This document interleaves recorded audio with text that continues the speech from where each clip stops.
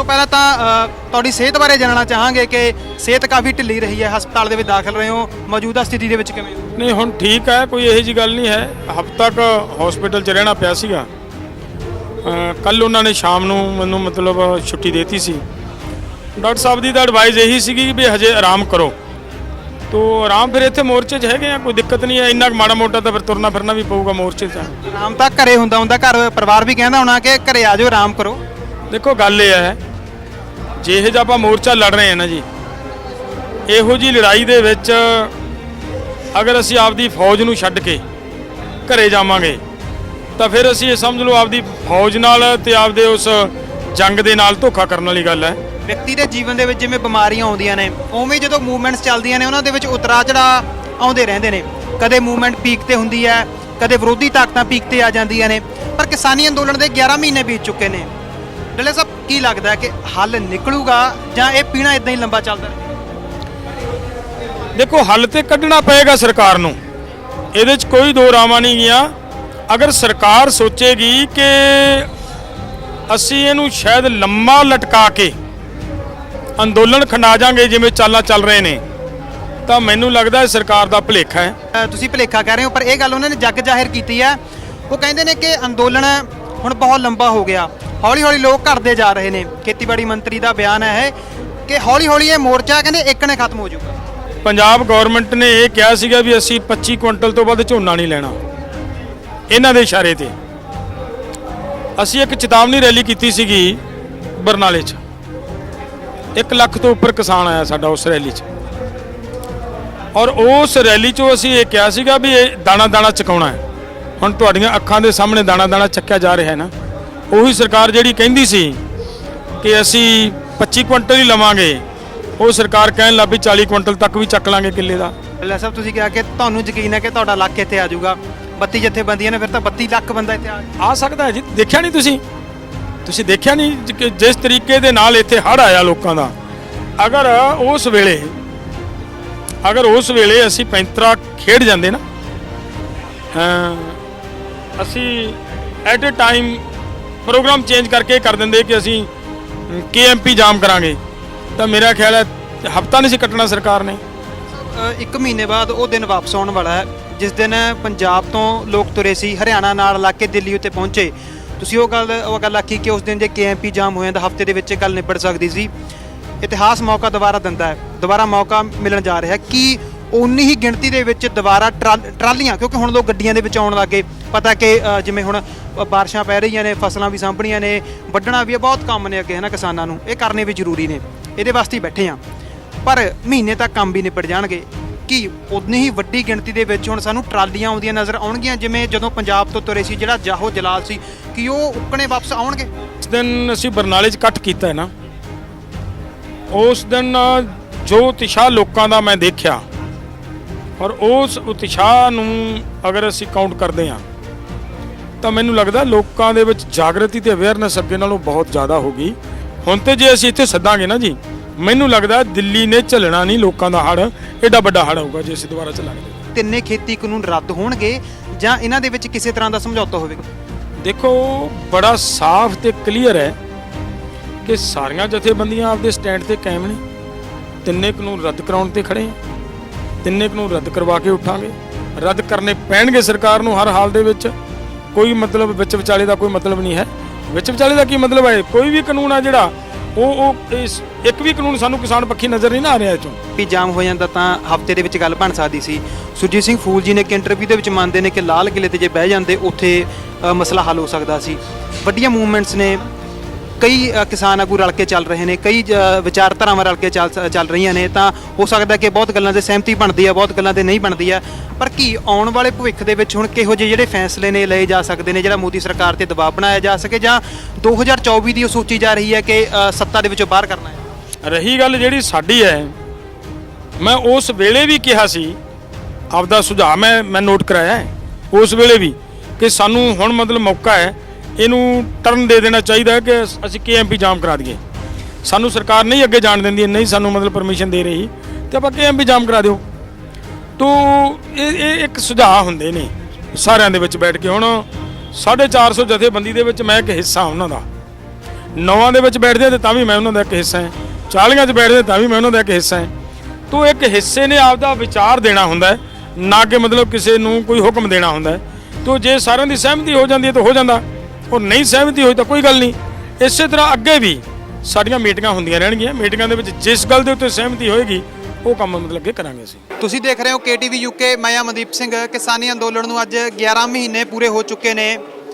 ਪੰਜਾਬ ਤੋਂ ਦਿੱਲੀ ਤੁਰਿਆਂ ਨੂੰ, ਪੰਜਾਬ ਦੇ ਵਿੱਚ ਲੰਬੇ ਸਮੇਂ ਤੋਂ ਕਿਸਾਨੀ ਅੰਦੋਲਨ ਚੱਲ ਰਿਹਾ ਆ। ਉਸ ਤੋਂ ਵੀ ਪਹਿਲਾਂ ਤੋਂ ਕਿਸਾਨ ਆਗੂ ਲਗਾਤਾਰ ਪੰਜਾਬ ਦੇ ਵਿੱਚ ਕਿਸਾਨੀ ਬਿੱਲਾਂ ਬਾਰੇ ਜਾਂ ਆਉਣ ਵਾਲੇ ਭਵਿੱਖ ਬਾਰੇ ਕਿਸਾਨਾਂ ਨੂੰ ਜਾਗਰੂਕ ਕਰਦੇ ਰਹੇ ਨੇ। ਤਾਂ ਜਗਜੀਤ ਸਿੰਘ ਡੱਲੇਵਾਲ ਜੀ ਸਾਡੇ ਨਾਲ ਨੇ। ਲੰਬੇ ਸਮੇਂ ਤੋਂ ਕਿਸਾਨਾਂ ਦੇ ਨਾਲ ਉਹਨਾਂ ਨੂੰ ਆਉਣ ਵਾਲੇ ਭਵਿੱਖ ਦੇ ਨਾਲ ਦੱਸਦੇ ਰਹੇ ਨੇ ਕਿ ਆਉਣ ਵਾਲਾ ਭਵਿੱਖ ਕੀ ਹੋਵੇਗਾ, ਤੇ ਉਹ ਭਵਿੱਖ ਹੁਣ ਆ ਚੁੱਕਿਆ। ਪਰ ਇਸ ਭਵਿੱਖ ਨੂੰ ਲੈ ਕੇ, ਇਸ ਨੂੰ ਲੜਨ ਨੂੰ ਲੈ ਕੇ, ਇਸ ਦੇ ਨਾਲ ਨਜਿੱਠਣ ਨੂੰ ਲੈ ਕੇ ਕਿਵੇਂ ਦੀਆਂ ਤਿਆਰੀਆਂ ਨੇ? 11 ਮਹੀਨੇ ਬੀਤ ਚੁੱਕੇ ਨੇ। ਗੱਲਬਾਤ ਕਰਦੇ ਹਾਂ। ਡੱਲੇਵਾਲ ਦਾ ਸਵਾਗਤ ਕਰਦੇ ਹਾਂ। ਵਾਹਿਗੁਰੂ ਜੀ ਕਾ ਖਾਲਸਾ, ਵਾਹਿਗੁਰੂ ਜੀ ਫਤਿਹ ਜੀ।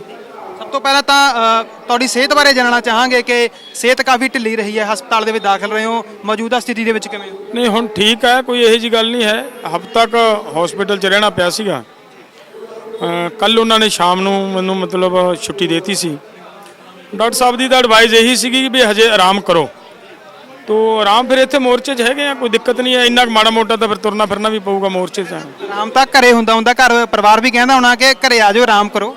ਦੇਖੋ ਗੱਲ ਇਹ ਹੈ, ਜਿਹੇ ਜਿਹਾ ਆਪਾਂ ਮੋਰਚਾ ਲੜ ਰਹੇ ਹਾਂ ਨਾ ਜੀ, ਇਹੋ ਜੀ ਲੜਾਈ ਦੇ ਵਿੱਚ ਅਗਰ ਅਸੀਂ ਆਪਦੀ ਫੌਜ ਨੂੰ ਛੱਡ ਕੇ ਘਰੇ ਜਾਵਾਂਗੇ ਤਾਂ ਫਿਰ ਅਸੀਂ ਇਹ ਸਮਝ ਲਓ ਆਪਦੀ ਫੌਜ ਨਾਲ ਤੇ ਆਪਦੇ ਉਸ ਜੰਗ ਦੇ ਨਾਲ ਧੋਖਾ ਕਰਨ ਵਾਲੀ ਗੱਲ ਹੈ।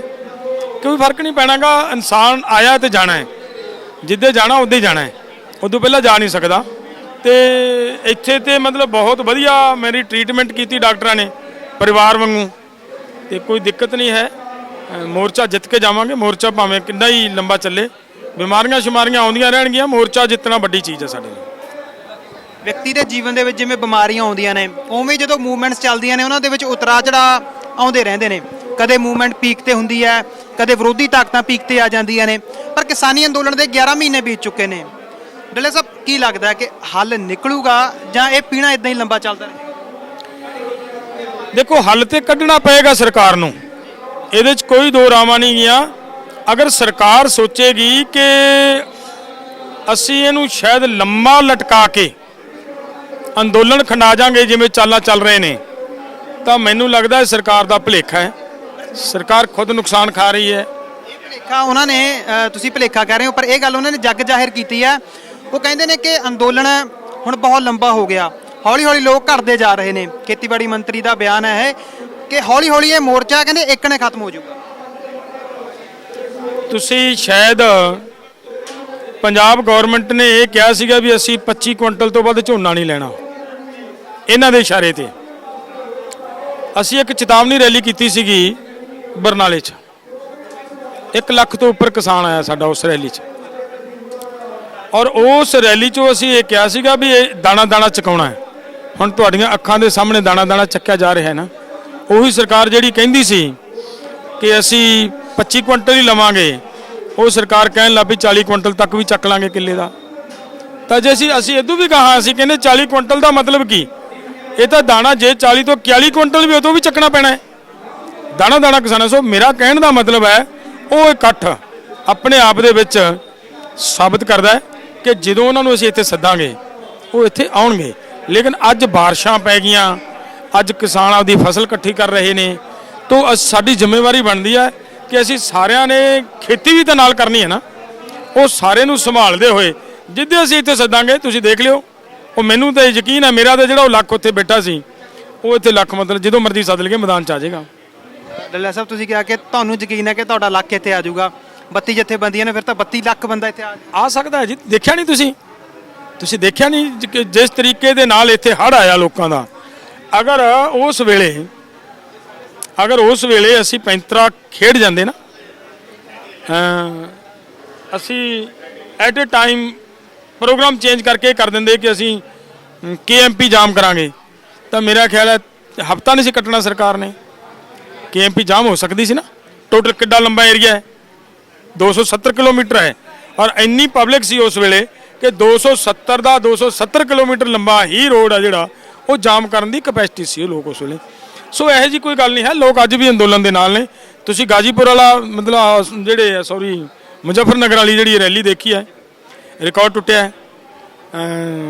ਉਸ ਤੋਂ ਬਾਅਦ ਕਰਨਾਲ ਦੇ ਵਿੱਚ ਲੋਕਾਂ ਨੂੰ ਲੋੜ ਪਈ ਤਾਂ ਲੋਕਾਂ ਦੇ ਮਤਲਬ ਹੜ ਫੇਰ ਆਇਆ।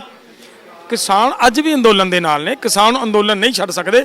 ਹਾਂ ਇਹ ਜ਼ਰੂਰ ਆ ਗੱਲ ਵੀ ਜਦੋਂ ਖੇਤੀ ਦੇ ਟਾਈਮ ਆਉਂਦਾ ਹੈ ਨਾ, ਉਦੋਂ ਅਸੀਂ ਵੀ ਥੋੜ੍ਹਾ ਜਿਹਾ ਫਿਰ ਪ੍ਰੋਗਰਾਮ ਦੇਣ ਲੱਗੇ, ਸੋਚਣ ਲੱਗ ਪੈਂਦੇ ਹਾਂ ਕਿ ਵੀ ਹੁਣ ਇਹਨੂੰ ਮਤਲਬ ਥੋੜ੍ਹਾ ਜਿਹਾ ਖੇਤੀ ਇਕੱਠੀ ਕਰ ਲੈਂਦੀ ਹੈ, ਕਿਉਂਕਿ ਇਹੀ 4 ਮਣ ਦਾਣੇ ਨੇ, ਇਹਨਾਂ ਦੇ ਆਸਰੇ ਇਹਨਾਂ ਨੇ ਅੱਗੇ ਮਤਲਬ ਬੱਚਾ ਆਪਦੇ ਕਬੀਲਦਾਰੀ ਦੇ ਕਾਰੋਬਾਰ ਤੋਰਨਾ ਹੈ।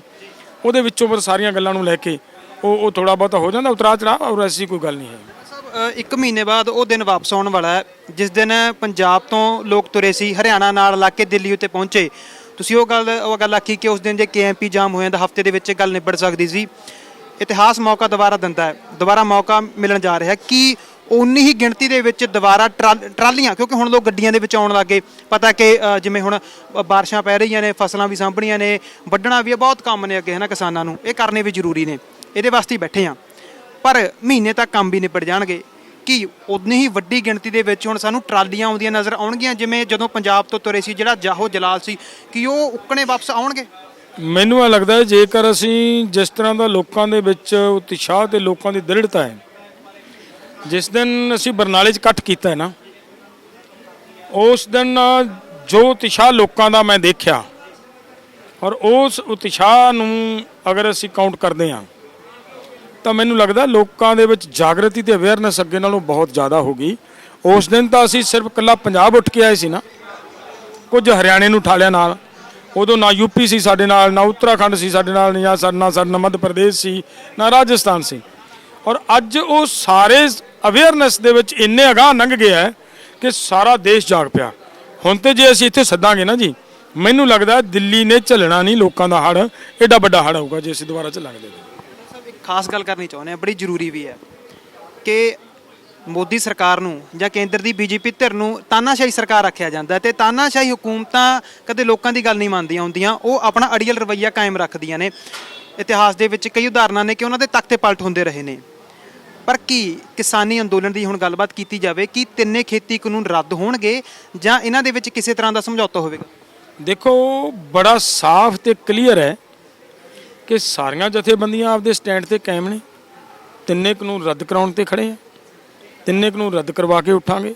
ਰੱਦ ਕਰਨੇ ਪੈਣਗੇ ਸਰਕਾਰ ਨੂੰ ਹਰ ਹਾਲ ਦੇ ਵਿੱਚ, ਕੋਈ ਮਤਲਬ ਵਿੱਚ ਵਿਚਾਲੇ ਦਾ ਕੋਈ ਮਤਲਬ ਨਹੀਂ ਹੈ। ਵਿੱਚ ਵਿਚਾਲੇ ਦਾ ਕੀ ਮਤਲਬ ਹੈ? ਕੋਈ ਵੀ ਕਾਨੂੰਨ ਆ ਜਿਹੜਾ ਉਹ ਇੱਕ ਵੀ ਕਾਨੂੰਨ ਸਾਨੂੰ ਕਿਸਾਨ ਪੱਖੀ ਨਜ਼ਰ ਨਹੀਂ ਨਾ ਆ ਰਿਹਾ। ਇਹ 'ਚੋਂ ਅਗਰ ਸਾਨੂੰ ਹੋਵੇ ਨਾ ਵੀ ਆਹ ਦਾ ਕਾਨੂੰਨ ਕਿਸਾਨ ਪੱਖੀ ਨਜ਼ਰ ਆ ਰਿਹਾ ਹੈ, ਉਹਦੇ ਤੇ ਅਸੀਂ ਮਤਲਬ ਹੋ ਸਕਦਾ ਪਿੱਛੇ ਮੁੜ ਕੇ ਦੇਖ ਲਈਏ, ਲੇਕਿਨ ਇਹ ਤਾਂ ਸਾਰੇ ਦੇ ਸਾਰੇ ਕਾਨੂੰਨ ਹੀ ਮਤਲਬ ਪੂਰੀ ਤਰ੍ਹਾਂ ਕਿਸਾਨ ਨਹੀਂ, ਪੂਰੇ ਦੇ ਪੂਰੇ ਸਿਸਟਮ ਨੂੰ ਕਲੈਪਸ ਕਰਨ ਵਾਲੇ ਕਾਨੂੰਨ ਨੇ। ਕਿ ਜਿਵੇਂ ਮੰਡੀ ਸਿਸਟਮ ਨੇ ਆ ਕੇ ਸਭ ਤੋਂ ਪਹਿਲਾਂ ਮਤਲਬ ਸਾਡੀ ਖਰੀਦ ਹੀ ਖਤਮ ਕਰਤੀ, ਖਰੀਦ ਦਾ ਸਿਸਟਮ ਹੀ ਖਤਮ ਕਰਤਾ। ਮੰਡੀ ਜਿਹਦੇ ਵਿੱਚੋਂ ਸਾਡੇ ਕਿਸਾਨ ਦੀ ਨੂੰ ਇੱਕ ਰਾਈਟ ਮਿਲਿਆ ਹੋਇਆ ਹੈ ਕਿ ਜੇਕਰ ਮੰਨ ਲਓ ਮੇਰੀ ਫਸਲ ਅੱਜ ਤੁਲਦੀ ਹੈ, ਉਹਦੇ ਤੇ ਇੱਕ ਜੇ ਫਾਰਮ ਮਿਲਦਾ ਹੈ। ਉਹ ਜੇ ਫਾਰਮ ਆ ਜਿਹੜਾ ਉਹ ਇੱਕ ਸਰਟੀਫਿਕੇਟ ਹੈ ਕਿ ਅਗਰ ਕੋਰਟ ਦੇ ਵਿੱਚ ਮੈਂ ਜਾ ਕੇ ਉਹਨੂੰ ਮਤਲਬ ਐਪਲੀਕੇਸ਼ਨ ਦਿੰਦਾ ਹੈ ਕਿ ਮੈਂ ਪੈਸੇ ਲੈਣੇ, ਮੇਰੇ ਪੈਸੇ ਨਹੀਂ, ਪੇਮੈਂਟ ਨਹੀਂ ਮਿਲੀ ਮੈਨੂੰ, ਤਾਂ ਉਹ ਮਤਲਬ ਮੈਨੂੰ ਪੈਸੇ ਮਤਲਬ ਦੇਣ ਲਈ, ਸਰਕਾਰ ਦਿਵਾਉਣ ਲਈ ਕੋਰਟ ਮਤਲਬ ਪਾਬੰਦ ਹੈ। ਉਹ ਐਡੀ ਵੱਡੀ ਤਾਕਤ ਸਾਡੇ ਹੱਥੋਂ ਖੁੱਸਣ ਜਾ ਰਹੀ ਹੈ, ਉਹਨੂੰ ਅਸੀਂ ਕਿਵੇਂ ਛੱਡ ਦਿਆਂਗੇ ਜੀ ਇਹਨਾਂ ਗੱਲਾਂ ਨੂੰ? ਉਸ ਲਈ ਅਸੀਂ ਭਾਵੇਂ ਸਾਨੂੰ ਕੁਰਬਾਨੀ ਕਿੱਡੀ ਵੀ ਦੇਣੀ ਪਵੇ, ਦੇਵਾਂਗੇ ਅਸੀਂ ਪਿੱਛੇ। ਇੰਜ ਨਹੀਂ ਹੋ ਸਕਦਾ ਕਿ ਜਿਵੇਂ ਸਰਕਾਰ ਪਹਿਲਾਂ ਆਖਦੀ ਸੀ ਕਿ 99% ਚੇਂਜ ਕਰ ਦਿੰਦੇ ਆ, ਸਿਰਫ ਖਾਲੀ ਡੱਬਾ ਇੱਕ ਨਾਮ ਦੇ ਕਾਨੂੰਨ ਰਹਿ ਜਾਣਗੇ ਵੀ ਸਾਡੀ ਵੀ ਰਹਿ ਜੇ ਹੈ ਨਾ, ਸਾਡੀ ਵੀ ਹੱਟੀ ਨਾ ਹੋਵੇ, ਵੀ ਇਦਾਂ ਦਾ ਕੋਈ ਸਿਸਟਮ ਬਣਾ ਲਿਆ ਜਾਵੇ? ਦੇਖੋ ਮੈਂ ਦੱਸਦਾ, ਅਗਰ APMC ਮੰਡੀ ਵਾਲੇ ਐਕਟ ਦੀ ਆਪਾਂ ਗੱਲ ਕਰਦੇ ਹਾਂ, ਅਗਰ ਸਰਕਾਰੀ ਮੰਡੀ ਦੇ ਪੈਰਲਲ ਪ੍ਰਾਈਵੇਟ ਮੰਡੀ ਰਹਿਣ ਦੀ ਵਿਵਸਥਾ ਰਹਿੰਦੀ ਹੈ ਤੇ ਉਹ ਸਾਡੇ ਸਰਕਾਰੀ ਮੰਡੀ ਦੇ ਸਿਰ ਦੇ ਉੱਤੇ ਤਲਵਾਰ ਲਟਕਦੀ ਹੈ, ਉਹ ਕਿਸੇ ਵੀ ਵੇਲੇ ਮਤਲਬ ਸਾਡਾ ਨੁਕਸਾਨ ਕਰ ਸਕਦੀ ਹੈ। ਇਸ ਕਰਕੇ ਉਹਦੇ ਤੇ ਕੋਈ ਸਮਝੌਤਾ ਨਹੀਂ ਹੋ ਸਕਦਾ। ਹੋਊਗਾ ਕਿ ਜਿਵੇਂ ਜਾਂ ਸਰਕਾਰੀ ਸਕੂਲਾਂ ਜਾਂ ਸਰਕਾਰੀ ਹਸਪਤਾਲਾਂ ਦੇ ਨਾਲ ਸਰਕਾਰੀ ਸਕੂਲਾਂ ਨਾਲ ਹੋਇਆ, ਸਰਕਾਰੀ ਹਸਪਤਾਲਾਂ ਨਾਲ ਹੋਇਆ, ਟਰਾਂਸਪੋਰਟ ਨਾਲ ਹੋਇਆ, ਕਿੰਨੇ ਬਹੁਤ ਕੁਝ ਹੋ ਰਿਹਾ ਹੈ। ਸਾਡਾ ਜਿਹੜਾ BSNL ਹੈ, ਦੇਖੋ ਸਤਿਆਨਾਸ਼ ਨਹੀਂ ਹੋਇਆ ਤੁਹਾਡੇ ਸਾਹਮਣੇ। BSNL ਦਾ ਕੋਈ ਮਤਲਬ ਲਾਇਸੈਂਸ ਆਪਣਾ ਲੈਣਾ, ਕਨੈਕਸ਼ਨ ਲੈਣਾ ਵਾਜਬ ਨਹੀਂ ਸਮਝਦਾ। ਇਹ ਪੋਜੀਸ਼ਨ ਹੋ ਗਈ BSNL ਦੀ, ਜਿਹੜਾ ਇੱਕ ਦਿਨ BSNL ਸੀ ਸਾਰੇ ਭਾਰਤ ਕੋਲੇ। ਇੱਥੇ ਇੱਕ ਪਾਸੇ ਤਾਂ BJP ਦੀ ਧਿਰ ਨੂੰ ਆਖਿਆ ਜਾਂਦਾ ਕਿ ਉਹ ਕਿਸਾਨਾਂ ਦੀ ਦੁਸ਼ਮਣ ਹੈ, ਕਿ ਸਾਡਾ ਕੋਈ ਨਾਤਾ ਨਹੀਂ, ਤੁਸੀਂ ਵਿਰੋਧ ਕਰਦੇ ਹੋ। ਤਾਂ ਦੂਸਰੇ ਪਾਸੇ ਇੱਕ ਕਿਸਾਨ ਆਗੂ ਉਹਨਾਂ ਹੀ ਕਾਰਜਕਰਤਾ ਉਹਨਾਂ ਦੇ ਘਰੇ ਚਲੇ ਜਾਂਦੇ ਨੇ, ਐਸਕੇਐਮ ਉਹਨਾਂ ਨੂੰ ਸਸਪੈਂਸ਼ਨ ਕਰ ਦਿੰਦਾ। ਪਰ ਉਸ ਤੋਂ ਬਾਅਦ ਰਾਕੇਸ਼ ਟਕੈਤ ਜੀ ਦਾ ਬਿਆਨ ਆਉਂਦਾ ਕਿ ਉਹਨਾਂ ਨੂੰ 1 ਮਹੀਨੇ ਦੀ ਛੁੱਟੀ ਤੇ ਭੇਜਿਆ ਗਿਆ। ਹਾਲਾਂਕਿ ਉਹਨਾਂ ਦਾ ਬਿਆਨ ਕਿਸ ਬਿਹਾਵ ਤੇ ਜਾਂ ਕਿਸ ਸੰਦਰਭ ਦੇ ਵਿੱਚ ਉਹਨਾਂ ਦਿੱਤਾ ਉਹ ਜਾਣਦੇ ਨੇ, ਪਰ ਤੁਸੀਂ ਐਸਕੇਐਮ ਦੇ ਇੱਕ ਵੱਡੇ ਆਗੂ ਹੋ, ਮੈਂਬਰ ਹੋ, ਅਸੀਂ ਤੁਹਾਡੇ ਤੋਂ ਇਹ ਗੱਲ ਕਲੀਅਰ ਕਰਨੀ ਚਾਹੁੰਦੇ ਹਾਂ ਕਿ ਸਸਪੈਂਸ਼ਨ ਹੋਈ ਹੈ ਜਾਂ 1 ਮਹੀਨੇ ਦੀ ਛੁੱਟੀ ਤੇ ਭੇਜਿਆ? ਦੇਖੋ, ਇਹਨੂੰ ਸਸਪੈਂਸ਼ਨ ਵੀ ਸਾਡੀ ਜਿਹੜੀ ਹੈ, ਅਸੀਂ ਕਿਹੜਾ ਮਤਲਬ ਉਹਦੀ ਤਨਖਾਹ ਰੋਕ ਲੈਣੀ ਹੈ ਜਾਂ ਕੁਛ, ਉਹਦਾ ਮਤਲਬ ਉਹ ਗੱਲ ਹੈ। ਇਹ ਗੱਲ ਤਾਂ ਮਤਲਬ ਇੱਕ ਤਰ੍ਹਾਂ ਦਾ ਅਹਿਸਾਸ ਕਰਾਉਣ ਹੁੰਦਾ ਹੈ ਕਿ ਵੀ ਤੁਸੀਂ ਗਲਤ ਕੀਤਾ ਹੈ। ਉਹ ਮੈਂ ਤੇ ਜਿਸ ਦਿਨ ਇਹ ਕਾਰਵਾਈ ਹੋਈ ਹੈ, ਮੈਂ ਤੇ ਹਸਪੀਟਲ 'ਚ ਸੀਗਾ ਉਸ ਦਿਨ, ਤੋਂ ਮੈਨੂੰ ਤਾਂ ਹੂ ਬਹੂ ਇੱਥੇ ਬੈਠਾ ਮੈਂ ਕੋਈ ਗੱਲ ਕਹਾਂ ਤਾਂ ਮੈਨੂੰ ਲੱਗਦਾ ਮੇਰੇ ਮੂੰਹ ਗੱਲ ਕੱਢਣੀ ਵਾਜਬ ਨਹੀਂ ਹੈ ਕੀ ਹੋਇਆ। ਲੇਕਿਨ ਅਖਬਾਰ ਦੀ ਖਬਰ ਦੇ ਵਿੱਚ ਇਹੀ ਆਇਆ ਕਿ ਉਹਨਾਂ ਨੂੰ ਮਤਲਬ ਸਸਪੈਂਡ ਕੀਤਾ ਗਿਆ, ਅਖਬਾਰੀ ਖਬਰ ਦੇ ਮੁਤਾਬਕ। ਜੋ ਵੀ ਤੁਹਾਡੀ ਵਿਚਾਰਧਾਰਾ ਜਿਹੜੀ ਐਸਕੇਐਮ ਦੀ ਜਾਂ ਰੂਲ ਆਫ ਰੈਗੂਲੇਸ਼ਨ ਨੇ, ਜਿਹੜੇ ਨਿਯਮ ਬਣਾਏ ਹੋਏ ਨੇ ਤੁਸੀਂ ਨੇ, ਉਹਨਾਂ ਤੋਂ ਜੇ ਕੋਈ ਹਟ ਕੇ ਆਪਣੇ ਪੱਧਰ ਤੇ ਪੈਰਲਲ ਕੋਈ ਕੰਮ ਕਰਦਾ ਉਹਨੂੰ ਇਹ ਅਹਿਸਾਸ ਕਰਾਇਆ ਜਾਂਦਾ? ਦੇਖੋ, ਜ਼ਰੂਰੀ ਹੈ ਨਾ, ਜ਼ਰੂਰੀ ਹੈ, ਨਹੀਂ ਤਾਂ ਐਡਾ ਵੱਡਾ ਪਰਿਵਾਰ ਆ, ਗਲਤੀਆਂ ਕਰਦੇ ਰਹਾਂਗੇ ਤੇ ਫਿਰ ਮਤਲਬ ਕਿਤੇ ਨਾ ਕਿਤੇ ਮੋਰਚੇ ਦਾ ਨੁਕਸਾਨ। ਇੱਕ ਨੇ ਗਲਤੀ ਕਰ ਲਈ, ਦੂਜੇ ਨੇ ਉਹ ਤੋਂ ਵੱਡੀ ਕਰ ਲਈ, ਦੂਸਰੇ ਨੇ ਉਸ ਤੋਂ ਵੱਡੀ ਕਰ ਲਈ, ਫਿਰ ਹੌਲੀ ਹੌਲੀ ਅਸੀਂ ਮੋਰਚੇ ਦਾ ਸਤਿਆਨਾਸ਼ ਕਰ ਦਿਆਂਗੇ। ਤਾਂ ਇਹ ਤਾਂ ਕਿਤੇ ਨਾ ਕਿਤੇ ਮਤਲਬ ਬੰਦਿਸ਼ ਤਾਂ ਲਾਉਣੀ ਪਏਗੀ, ਉਹਦੇ ਚਲਾਈ। ਕਿ ਕੇਐਮਪੀ ਜਾਮ ਹੋ ਜਾਂਦਾ ਤਾਂ ਹਫ਼ਤੇ ਦੇ ਵਿੱਚ ਗੱਲ ਬਣ ਸਕਦੀ ਸੀ। ਸੁਰਜੀਤ ਸਿੰਘ ਫੂਲ ਜੀ ਨੇ ਇੱਕ ਇੰਟਰਵਿਊ ਦੇ ਵਿੱਚ ਮੰਨਦੇ ਨੇ ਕਿ ਲਾਲ ਕਿਲੇ ਤੇ ਜੇ ਬਹਿ ਜਾਂਦੇ ਉੱਥੇ ਮਸਲਾ ਹੱਲ ਹੋ ਸਕਦਾ ਸੀ। ਵੱਡੀਆਂ ਮੂਵਮੈਂਟਸ ਨੇ, ਕਈ ਕਿਸਾਨ ਆਗੂ ਰਲ ਕੇ ਚੱਲ ਰਹੇ ਨੇ, ਕਈ ਵਿਚਾਰਧਾਰਾਵਾਂ ਰਲ ਕੇ ਚੱਲ ਰਹੀਆਂ ਨੇ, ਤਾਂ ਹੋ ਸਕਦਾ ਕਿ ਬਹੁਤ ਗੱਲਾਂ 'ਤੇ ਸਹਿਮਤੀ ਬਣਦੀ ਆ, ਬਹੁਤ ਗੱਲਾਂ 'ਤੇ ਨਹੀਂ ਬਣਦੀ ਆ। ਪਰ ਕੀ ਆਉਣ ਵਾਲੇ ਭਵਿੱਖ ਦੇ ਵਿੱਚ ਹੁਣ ਕਿਹੋ ਜਿਹੇ ਜਿਹੜੇ ਫੈਸਲੇ ਨੇ ਲਏ ਜਾ ਸਕਦੇ ਨੇ ਜਿਹੜਾ ਮੋਦੀ ਸਰਕਾਰ 'ਤੇ ਦਬਾਅ ਬਣਾਇਆ ਜਾ ਸਕੇ, ਜਾਂ 2024 ਦੀ ਉਹ ਸੋਚੀ ਜਾ ਰਹੀ ਹੈ ਕਿ ਸੱਤਾ ਦੇ ਵਿੱਚੋਂ ਬਾਹਰ ਕਰਨਾ ਹੈ? ਨਹੀਂ, ਸਾਡਾ ਕਿਸੇ ਵੀ ਪੋਲੀਟੀਕਲ ਪਾਰਟੀ ਨੂੰ ਸੱਤਾ 'ਚੋਂ ਬਾਹਰ ਕੱਢਣਾ ਕੋਈ ਨਿਸ਼ਾਨਾ ਨਹੀਂ, ਕਦੇ ਵੀ ਨਹੀਂ ਸੋਚਦੇ ਅਸੀਂ। ਹਾਂ, ਇਹ ਸਰਕਾਰ ਦੀ ਮਰਜ਼ੀ ਹੈ ਕਿ ਉਹਨੇ ਸੱਤਾ 'ਚੋਂ ਬਾਹਰ ਜਾਣ ਵਾਸਤੇ ਮੋਰਚਾ ਕਿੰਨਾ ਲੰਮਾ ਲਮਕਾਉਣਾ ਹੈ, ਇਹ ਉਹਦੇ 'ਤੇ ਡਿਪੈਂਡ ਕਰਦਾ ਹੈ। ਰਹੀ ਗੱਲ ਜਿਹੜੀ ਸਾਡੀ ਹੈ, ਮੈਂ ਉਸ ਵੇਲੇ ਵੀ ਕਿਹਾ ਸੀ, ਆਪਦਾ ਸੁਝਾਅ ਮੈਂ ਨੋਟ ਕਰਾਇਆ ਹੈ ਉਸ ਵੇਲੇ ਵੀ, ਕਿ ਸਾਨੂੰ ਹੁਣ ਮਤਲਬ ਮੌਕਾ ਹੈ, ਇਹਨੂੰ ਟਰਨ ਦੇ ਦੇਣਾ ਚਾਹੀਦਾ ਕਿ ਅਸੀਂ ਕੇਐਮਪੀ ਜਾਮ ਕਰਾ ਦਈਏ। ਸਾਨੂੰ ਸਰਕਾਰ ਨਹੀਂ ਅੱਗੇ ਜਾਣ ਦਿੰਦੀ, ਨਹੀਂ ਸਾਨੂੰ ਮਤਲਬ ਪਰਮਿਸ਼ਨ ਦੇ ਰਹੀ, ਤੇ ਆਪਾਂ ਕੇਐਮਪੀ ਜਾਮ ਕਰਾ ਦਿਓ। ਤੋ ਇਹ ਇੱਕ ਸੁਝਾਅ ਹੁੰਦੇ ਨੇ ਸਾਰਿਆਂ ਦੇ ਵਿੱਚ ਬੈਠ ਕੇ। ਹੁਣ 450 ਜਥੇਬੰਦੀ ਦੇ ਵਿੱਚ ਮੈਂ ਇੱਕ ਹਿੱਸਾ ਉਹਨਾਂ ਦਾ, 9 ਦੇ ਵਿੱਚ ਬੈਠਦੇ ਤੇ ਤਾਂ ਵੀ ਮੈਂ ਉਹਨਾਂ ਦਾ ਇੱਕ ਹਿੱਸਾ ਹਾਂ, 40 'ਚ ਬੈਠਦੇ ਤਾਂ ਵੀ ਮੈਂ ਉਹਨਾਂ ਦਾ ਇੱਕ ਹਿੱਸਾ ਹਾਂ। ਤੋ ਇੱਕ ਹਿੱਸੇ ਨੇ ਆਪਦਾ ਵਿਚਾਰ ਦੇਣਾ ਹੁੰਦਾ ਹੈ, ਨਾ ਕਿ ਮਤਲਬ ਕਿਸੇ ਨੂੰ ਕੋਈ ਹੁਕਮ ਦੇਣਾ ਹੁੰਦਾ ਹੈ। ਤੋ ਜੇ ਸਾਰਿਆਂ ਦੀ ਸਹਿਮਤੀ ਹੋ ਜਾਂਦੀ ਹੈ ਤਾਂ ਹੋ ਜਾਂਦਾ, ਔਰ ਨਹੀਂ ਸਹਿਮਤੀ ਹੋਈ ਤਾਂ ਕੋਈ ਗੱਲ ਨਹੀਂ। ਇਸੇ ਤਰ੍ਹਾਂ ਅੱਗੇ ਵੀ ਸਾਡੀਆਂ ਮੀਟਿੰਗਾਂ ਹੁੰਦੀਆਂ ਰਹਿਣਗੀਆਂ, ਮੀਟਿੰਗਾਂ ਦੇ ਵਿੱਚ ਜਿਸ ਗੱਲ ਦੇ ਉੱਤੇ ਸਹਿਮਤੀ ਹੋਏਗੀ ਉਹ ਕੰਮ ਮਤਲਬ ਅੱਗੇ ਕਰਾਂਗੇ ਅਸੀਂ। ਪੰਜਾਬ ਦੇ ਵਿੱਚ ਚੋਣਾਂ ਆ ਰਹੀਆਂ ਨੇ, ਬੀਕੇਯੂ ਸਿੱਧੂਪੁਰ ਦੀ ਜਿਹੜੀ ਸੋਚ ਆ, ਜਾਂ ਬੀਕੇਯੂ ਸਿੱਧੂਪੁਰ ਦਾ ਮੰਨਣਾ ਹੈ ਕਿ ਕਦੇ ਉਹ ਚੋਣ ਨਹੀਂ ਲੜਨਗੇ, ਨਾ ਉਹਨਾਂ ਦੇ ਜਥੇਬੰਦੀ ਦੇ ਵਿੱਚ ਕੋਈ ਵੀ ਅਹੁਦੇਦਾਰ ਚੋਣ ਲੜ ਸਕਦਾ ਆ। ਚੜੂਨੀ ਸਾਹਿਬ ਚੋਣ ਲੜਨ ਦਾ ਐਲਾਨ ਕਰ ਚੁੱਕੇ ਨੇ। ਜਦੋਂ ਪਹਿਲਾਂ ਪੁੱਛਿਆ ਗਿਆ ਸੀ, ਤੁਸੀਂ ਆਖਿਆ ਸੀ ਕਿ ਜਦੋਂ ਉਹ ਚੋਣ ਲੜਨ ਦਾ ਐਲਾਨ ਲੜਨਗੇ ਉਦੋਂ ਸੋਚਿਆ ਜਾਵੇਗਾ, ਕਿਉਂਕਿ ਐਸਕੇਐਮ ਦੀ ਸੋਚ ਹੈ ਵੀ ਹਾਲ ਦੀ ਘੜੀ ਅਸੀਂ ਚੋਣਾਂ ਨਹੀਂ ਲੜਨੀਆਂ, ਪਰ ਹੁਣ ਉਹ ਚੋਣਾਂ ਲੜਨ ਜਾ ਰਹੇ ਨੇ। ਇਹ ਤਾਲਮੇਲ ਦੇ ਵਿੱਚ ਹੁਣ ਕਿਵੇਂ ਕਮੀ ਆਊਗੀ, ਜਾਂ ਤਾਲਮੇਲ ਬਣਿਆ ਰਹੂਗਾ, ਜਾਂ ਚੜੂਨੀ ਸਾਹਿਬ ਦੇ ਨਾਲ ਗੱਲਬਾਤ ਕੀਤੀ ਜਾਊਗੀ, ਉਹ ਕੀ ਸਿਸਟਮ ਬਣੂਗਾ ਤੁਹਾਡਾ, ਇਸ ਭਵਿੱਖ ਕੀ ਹੋਊਗਾ? ਉਹ ਸਾਡਾ ਵੀਰ ਹੈ ਜਿਹੜਾ, ਅਸੀਂ ਕੋਸ਼ਿਸ਼ ਕਰਾਂਗੇ ਉਹਨੂੰ ਮੋੜ ਦੁਬਾਰਾ, ਇੱਕ ਵਾਰੀ ਅੱਗੇ ਵੀ ਅਸੀਂ ਉਹਨੂੰ ਮੋੜ ਕੇ ਟਿਕਾਣੇ ਤੇ ਲੈ ਆਏ ਸੀ, ਤੋਂ ਫਿਰ ਦੁਬਾਰਾ ਉਹਨੇ ਇਹ ਗੱਲ ਆਖੀ ਹੈ, ਅਸੀਂ ਫਿਰ ਬੈਠਾਂਗੇ, ਬੈਠ ਕੇ ਉਹਨੂੰ ਫਿਰ ਟਿਕਾਣੇ ਤੇ ਲੈ ਆਵਾਂਗੇ। ਐਸੀ ਨਹੀਂ ਗੱਲ, ਮੋਰਚਾ ਜਿੱਤਣ ਤੱਕ ਉਹ ਸਾਡੇ ਨਾਲ ਬਸ ਐਂ ਹੀ ਹੋਊਗਾ ਵੀ ਕਦੇ ਉਹ ਅਲਕ ਵੈੜਕੇ ਦੀ ਤਰ੍ਹਾਂ ਕੀ ਆਪਾਂ ਉਹਨੂੰ ਕਹਾਂਗੇ ਅਰਲੀ ਤੋੜਨ ਦੀ ਕੋਸ਼ਿਸ਼ ਕਰ ਜਾਂਦਾ ਹੈ, ਲੇਕਿਨ ਫਿਰ ਅਸੀਂ ਫੜ ਕੇ ਜੋੜ ਕੇ ਫਿਰ ਅੱਗੇ ਮਤਲਬ ਦੌੜੇ ਕੱਢ ਲੈਣੇ ਆ। ਤਾਂ ਇਸ ਤਰੀਕੇ ਨਾਲ ਹੀ ਚੱਲਦਾ ਰਹਿਣਾ। ਉਹਨਾਂ ਨੇ ਬਾਹਰ ਨਹੀਂ ਜਾਣਗੇ, ਵਿੱਚੇ ਰਹਿਣਗੇ। ਉਹ ਵੀ ਅਖੀਰ ਦੇ ਵਿੱਚ ਗੱਲ ਕਰਨੀ ਚਾਹੁੰਦੇ ਆ ਕਿ ਮੈਂ ਉਹੀ ਗੱਲ ਤੇ ਦੁਬਾਰਾ ਆਉਣਾ ਕਿ ਮਹੀਨੇ ਬਾਅਦ ਉਹ ਦਿਨ ਵਾਪਸ ਆ ਰਿਹਾ, ਇਤਿਹਾਸ ਦੁਹਰਾਇਆ ਜਾ ਸਕਦਾ ਹੈ। ਕੀ ਲੱਗਦਾ ਹੈ ਕਿ ਵੱਡੀ ਕਾਲ ਮਿਲੂਗੀ ਜਾਂ ਵੱਡੀ ਗਿਣਤੀ ਦੇ ਵਿੱਚ ਕਿਸਾਨਾਂ ਨੂੰ ਸੱਦਿਆ ਜਾਊਗਾ? ਕਿਉਂਕਿ ਤੁਹਾਡੀ ਇੱਕ ਕਾਲ ਤੇ ਕਿਸਾਨ ਆ ਜਾਂਦੇ ਨੇ, ਚਾਹੇ ਤੁਸੀਂ ਲਖੀਮਪੁਰ ਜਾਣ ਦੀ ਗੱਲ ਕਰੋ, ਤੁਸੀਂ 5 ਜਾਂ 6 ਵਜੇ ਘਟਨਾ ਵਾਪਰਦੀ ਆ, ਉਦੋਂ ਕਿਸਾਨ ਆਗੂ ਕਹਿੰਦੇ ਨੇ ਤਾਂ ਜਦੇ ਪੰਜਾਬ 'ਚ ਗੱਡੀਆਂ ਦੇ ਸਲਫਾਂ ਵੱਜ ਕੇ ਲੋਕ ਲਖੀਮਪੁਰ ਨੂੰ ਤੁਰ ਪਏ। ਬਰਨਾਲੇ ਦੀ ਗੱਲ ਕੀਤੀ ਆ ਤੁਸੀਂ, ਬਰਨਾਲੇ ਲੱਖਾਂ ਦਾ ਇਕੱਠ ਦੇਖਣ ਨੂੰ ਮਿਲਿਆ। ਲੋਕ ਤਾਂ ਤਿਆਰ ਨੇ, ਲੋਕ ਤਾਂ ਤੁਹਾਡੀ ਇੱਕ ਕਾਲ ਦੀ ਉਡੀਕ ਕਰ ਰਹੇ ਨੇ, ਭਾਵੇਂ ਹੁਣ ਝੋਨੇ ਦੇ ਸੀਜ਼ਨ ਦੇ ਵਿੱਚ ਰੁੱਝੇ ਹੋਏ ਨੇ। ਕੀ ਇੱਕ ਸਾਲ ਪੂਰਾ ਹੋਣ ਤੇ ਕੋਈ ਵੱਡੀ ਕਾਲ ਸਰਕਾਰ ਨੂੰ ਤੁਸੀਂ ਚੇਤਾਵਨੀ ਦੇਣ ਦੇ ਲਈ ਕਿ ਦੇਖੋ ਸਾਡਾ ਅੰਦੋਲਨ ਪਹਿਲਾਂ ਦੀ ਤਰ੍ਹਾਂ ਚੱਲ ਰਿਹਾ, ਉਹ ਵੱਡੀ ਕਾਲ ਆਊਗੀ? ਹਾਂ, ਇਹ ਦੇਖੋ ਮੀਟਿੰਗਾਂ ਦਾ ਵਿਸ਼ਾ ਹੈ, ਮੀਟਿੰਗਾਂ ਦਾ ਵਿਸ਼ਾ ਹੁੰਦਾ ਹੈ। ਮੀਟਿੰਗਾਂ ਦੇ ਵਿੱਚ ਜਿਹੇ ਜਿਹਾ ਰਿਜ਼ਲਟ ਸਾਰੇ ਸਾਹਮਣੇ ਤੁਹਾਡੇ ਆ ਜਾਊਗਾ, ਜਿਹੇ ਜਿਹਾ ਪ੍ਰੋਗਰਾਮ ਆਏਗਾ ਤੁਹਾਡੇ ਸਾਹਮਣੇ ਆਏਗਾ। ਨਿੱਜੀ ਤੌਰ ਤੇ ਕੀ ਲੱਗਦਾ ਕਿ ਲੋਕ ਚਾਹੁੰਦੇ ਨੇ? ਉਹ ਨਿੱਜੀ ਤੌਰ ਦੇ ਉੱਤੇ ਲੋਕ ਚਾਹੁਣ, ਮੈਂ ਖੁਦ ਚਾਹੁੰਦਾ ਹਾਂ ਭਾਵੇਂ, ਤਾਂ ਮੈਂ ਵੀ ਚਾਹੁੰਦਾ ਹਾਂ ਵੀ ਕਰ ਦੇਣਾ, ਕੁਝ ਕਰਨਾ ਚਾਹੀਦਾ, ਲੇਕਿਨ ਮੈਨੂੰ ਲੱਗਦਾ ਹੈ ਅੱਜ ਕੋਈ ਗੱਲ ਕਹਿਣੀ ਸਮੇਂ ਤੋਂ ਪਹਿਲਾਂ ਕਹਿਣ ਵਾਲੀ ਗੱਲ ਹੈ, ਅੱਜ ਨਹੀਂ ਕੋਈ ਗੱਲ ਕਰਨੀ ਚਾਹੀਦੀ, ਫਿਰ ਸਾਡੇ ਵਰਗੇ ਬੰਦਿਆਂ ਦੇ ਸਵਾਲ ਵੱਧ ਉੱਠਦੇ ਨੇ। ਸੋ ਇਸ ਕਰਕੇ ਕੋਈ ਗੱਲ ਨਹੀਂ, ਸਾਰਿਆਂ ਦੀ ਸਹਿਮਤੀ ਨਾਲ ਪ੍ਰੋਗਰਾਮ ਬਣਾਵਾਂਗੇ, ਕੋਸ਼ਿਸ਼ ਆ ਸਾਡੀ ਵੀ ਕਿ ਕਿਸੇ ਮਤਲਬ ਵੱਡੀ ਕਾਲ ਦਿੱਤੀ ਜਾਏ। ਧੰਨਵਾਦ।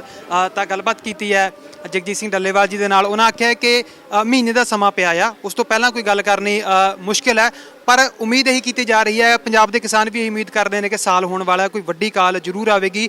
ਤਾਂ ਵੱਡੀ ਗੱਲ ਇਹ ਹੈ ਕਿ ਮੋਰਚਾ 11 ਮਹੀਨੇ ਅੱਜ ਪੂਰੇ ਹੋ ਚੁੱਕੇ ਨੇ ਮੋਰਚੇ ਨੂੰ।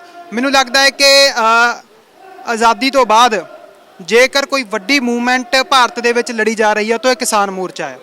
ਤਾਂ ਕਿਸਾਨ ਮੋਰਚਾ ਅੱਜ 11 ਮਹੀਨੇ ਹੋ ਚੁੱਕੇ ਨੇ, ਤਾਂ 11 ਮਹੀਨੇ ਹੋਣ ਦੇ ਬਾਵਜੂਦ ਵੀ ਪੰਜਾਬ ਦੇ ਵਿੱਚ ਜਿਸੇ ਫਸਲਾਂ ਉੱਤੇ ਗੜੇਮਾਰੀ ਹੋ ਰਹੀ ਹੈ, ਇੰਨਾ ਕੁਝ ਚੱਲਣ ਦੇ ਬਾਵਜੂਦ ਵੀ ਕਿਸਾਨ ਇੱਥੇ ਡਟੇ ਹੋਏ ਨੇ, ਇਹ ਵੱਡੀ ਗੱਲ ਆ। ਤਾਂ ਬਣੇ ਰਹੋ KTV ਚੈਨਲ ਦੇ ਨਾਲ। ਕੈਮਰਾਮੈਨ ਸਹਿਯੋਗੀ ਸਿਮਰਤਪਾਲ ਸਿੰਘ ਦੇ ਨਾਲ ਮੈਨੂੰ ਮਨਦੀਪ ਸਿੰਘ ਨੂੰ ਦਿਓ ਇਜਾਜ਼ਤ। ਧੰਨਵਾਦ। ਵਾਹਿਗੁਰੂ ਜੀ ਕਾ ਖਾਲਸਾ, ਵਾਹਿਗੁਰੂ ਜੀ ਕੀ ਫਤਿਹ।